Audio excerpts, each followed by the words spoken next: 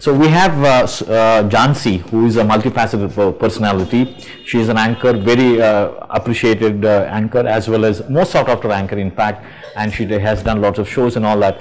More than anything else, she comes as a wonderful human being who has been supporting Karga brand, as well as the fair price model of these artisans as well as weavers. And we would like to capture with her as to why she's supporting and what else can be done so that the weavers can be, their lives can be improved. Jhansi, so how long has your association been with this Karga and this weavers and the fair price model? Even before Karga started, I've been associated with the weavers and the handloom product, especially the Pochampalli product, which has been very close to me since my childhood. Being from Hyderabad, I've always associated myself from the geographical point of view. So what interested? Is it the design? Is it the texture? What is it like? It's not just the material, it's not just the design, it's also the work that goes into it. It's the people who are making it. The people who are making it. The way it's made. Pochampalli, I think it's the ikat from Pochampalli is the only kind of ikat which has a lot of 90% is pre-loom work. It's not just loom, it's pre-loom. And correct me if I'm wrong, I'm sorry, but correct me if I'm wrong. Do you think the actual customers would know all this? Because you know it because you have been doing it. Exactly. That's where my love with Pochampalli started only when I visited Pochampalli as a village. As a child, we had gone to Bhudan Pochampalli to study the Bhudan Udyam. If you remember the Bhudan Udyam, from where it started, it fascinated me when I was a child that there's something which is close where Bhudan Udyam has started from Hyderabad and we've not visited it. That's when I ventured into Pochampalli and found out as a 12-year-old kid that there's so much more to Pochampalli. Right, absolutely. So at some point of time when you reflect, I think it's almost maybe about a few years now. So did the plight of these weavers or the farmers, did they influence you? No, the plight of the weavers, the community did not influence me much as I was a very naive child. Didn't look into the economics part of it, the fading away. Whereas the sari that I wear, when I feel that there's so much which is an art in itself, the sari that I'm wearing, I don't think you'll find a weaver who could do it. Also, maybe it must be supporting two families. Must have supported two families when I bought the sari, but you will not find an artist who can do the sari now. You need to persuade somebody like Sudha from Karga needs to sit with them, persuade them to make the sari, because this is this would take some 15 to 20 days of their time to make this sari. So what I've understood is when I wear the sari, which is almost some 15 to 20,000's worth, when I go out to a party or to a get-together or a gathering where people don't realize the effort behind the sari, I need to shout, breathe my lungs out to tell people, look, this is what this is. This is not just a normal sari. For that matter, any handloom. Right, absolutely. So do you feel therefore that people lack that sense of appreciation? It's also not just appreciation, but also the way we put our things. It's just any other form of art, handicraft which is dying. So no handicraft is now looked upon as a work of art. Unfortunately, it's a global phenomena where we are all, it's like a tufan, which is like a cyclone and a tsunami where the market has taken over. Exactly. I'm not saying that we should not have anything on Palum, otherwise we'll not be having enough clothes to cover ourselves. So, because I think there are two ways of looking at Jhansi. One is that people say it's not scalable because people can make only so many. Exactly, that's one. But then it's appreciative. It should be appreciable. This is something which is like you enjoy your mom's food. You go out for hotels, but then it's like once in a while that your mom makes something very special for you, which she doesn't make every day for you. So this is a treat. So cherish it. I would like to celebrate my saris. It's not just a sari, it's an art celebration. So not getting into the controversies of why despite the fact that governments have supported weavers and all that, but nothing has happened, and you must have heard sad stories of people committing suicide and all that. So a lot of families, that's one, and a lot of families, because they are forced to migrate to the urban areas, and therefore this is lost. So therefore, one question that really lingers around the country and definitely to the this generation who are supposed to be millennials is this form of art is in the danger of getting extinct? Exactly, it's in the verge of extinction, which all of us should be sad about, that we are losing a great lot of tradition and culture. Why? Why not? All these questions come later where government interventions are not helping them. Right. How education and other employment opportunities have lured them into leaving this. So, why are they leaving the profession? Is it just a family driven? Is it just a tradition which goes on like a heritage in the family? Right. Why have we made it like that? Kulavrutti, which you call, is an extinct job. Absolutely. You must be an engineer, but if you're passionate, you do something else. Absolutely. You're a doctor, you do something else. But I'm a graduate in something else, but I'm acting. But why not? Why not youngsters who are taking up weaving? Why is weaving not a profession? We have to look into that. It should be. Should it be made therefore? Just sorry to interrupt you. Should be made as a vocational training course in some of the institutions. That's where Karga comes in, where they are training women, not just from the same community, but also they're looking at it as an enterprise where people social enterprise. But this is a sustainable model.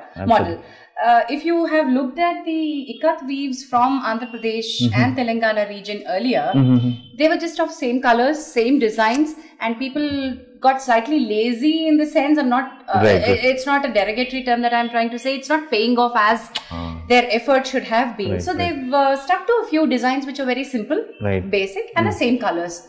And profitable colors and yarn, which was very bad. The yarn was bad, the colors were bleeding, the designs were getting monotonous. That made the craft die because there were no takers to it. Absolutely. So they had to keep themselves to dupattas and bed sheets and curtains. Very minimal. Very minimal. So this art form which was supposed to be adorned by a lady or a man in a shirt has gone. That's right. So here comes Karga and the designers. There are very few very few designers who work with the weavers with their colors, their design, and get them back. Right. See that there is a taker. For example, me or Ramla would like fall for a sari which is this. Right. If you have a look at this sari, the moment I came in, my eyes, this captured my eyes because this is not a traditional ikat form. This is a Malaysian ikat, Malaysian inspired motif. This motif is not ours. Right. This motif, what I'm wearing, is ours. Right. Right. This is a Malaysian-inspired ikat in Pochampally. This is woven by a woman called Matsya Lata. The moment I walked inside, I sensed that this is her design. So I would like to appreciate that if I would run around Satya Paul and Tarun Tailiani, why not Matsya Lata? Absolutely. So this sari speaks a story of a woman who has learned how to do the graph herself, do the pre-looming, go to international conferences and study what the designs are, what's the customers liking. And if I remember one of these interviews that I was talking to her, she had shown me similar work that she had done earlier. And I said, why not on a different color?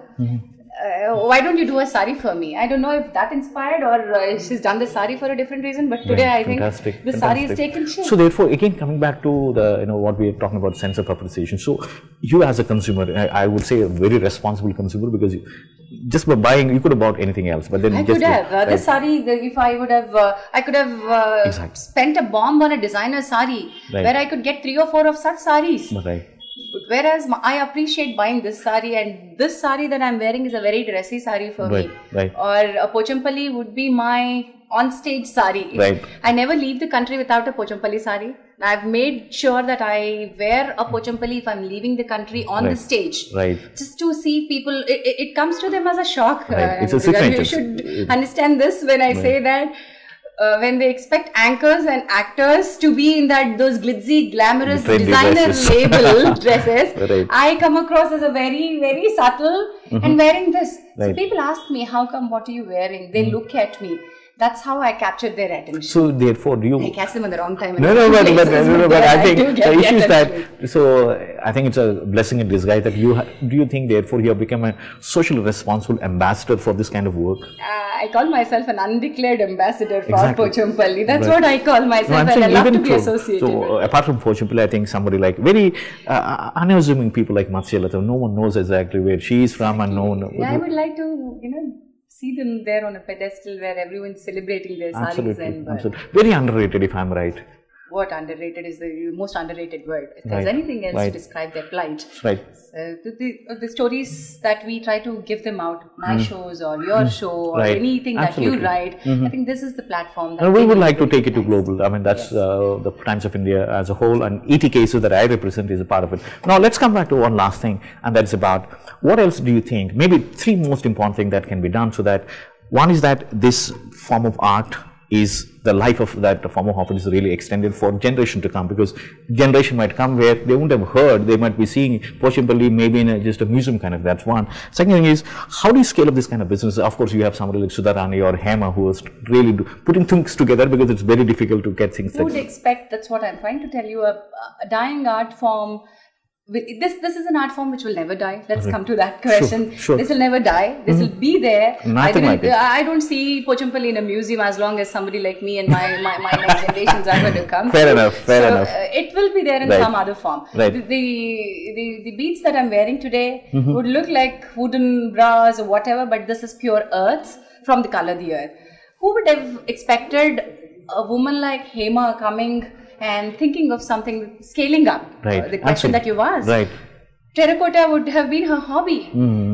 Making jewelry would have been her hobby. But then today you're standing in a store where she has an entire showcasing her range. It's just a talent. So that's the way you scale up. There are people who are trying to look at it. It's just the market. People where they get their taste done. It's according to the taste. Exactly. Our tradition is lost because we've not upgraded according to the changing tastes of the customers. So it's just that people like Sudha would come in place where they give new colors, new designs. This is a new color which you wouldn't have seen in Pochampally. These are the new types that you wouldn't have seen in Pochampally, the big borders and other stuff. This is all what women want. The moment they see that this is here, they'll come back. Secondly, I would ask customers to understand where they are from. You are from an area, understand that this is Hyderabad, this is Telangana, this is Andhra Pradesh, and Andhra Pradesh hai to I'm from Mangalgiri, I wear Mangalgiri. Telangana hai to I wear Pochampally and Gadwal. Let them take pride in their own weaves. The land has such a wonderful legacy of looms. So let's understand and promote, have one sari of such each in your wardrobe. I think the more than buying, I think you're actually supporting great families, if I'm right.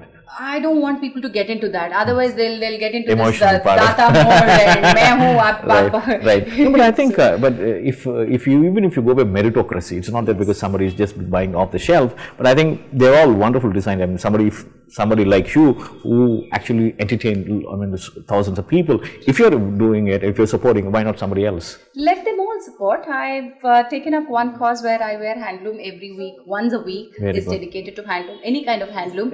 That's my policy and philosophy, which I've adapted from the last state that we had, the undivided Andhra Pradesh had a GO, if you remember, for the school teachers, where all the school teachers and the government employees were to wear handloom on one day, any chosen day that they had to wear. But nobody cares about the GO. That's just to promote handloom. Exactly. So if you could do that on if it's not a GO and imposed rule, it's self-imposed. Agar pehante ho, so it's a wonderful thing. And it becomes enlightened selfishness. That's it. Thank you so much. And one last thing that I would like to add is, government needs to take in, don't do anything else for the weavers and communities, nothing else. We are asking, it's a long pending demand that we are not asking for a handloom mark for our saris or our products. Don't give us a handloom product. If it's a powerloom product, give them a powerloom label. Leave the handloom alone. Give the powerloom a mark. That would save a duplicate handloom. People are duped. If I give you this sari, you will not be able to understand if this is a handloom or a power loom. So how do you make it, by the way? You will not be able to make it unless you are an expert on the loom. So not to dupe the people, I would request the government to give power loom a sticker, not the handloom a sticker. Because anybody could use a handloom on their even on the power loom. If you get into these so-called multi-branch showrooms in Andhra Pradesh or Telangana, so that this mall, that mall, you will be duped into handloom products. They are not real products. They must be mis-selling everything. They are mis-selling with the mark of handloom. So let the label be on the power loom, not on the handloom. I think that's a very good cause, very good cause. That's something where we all need to collectively push the garment. But I really wish from Times of India and ETK that people like you should actually become selfless ambassador for this wonderful work. Thank you so much. Thank you so much. Thank you. Bye.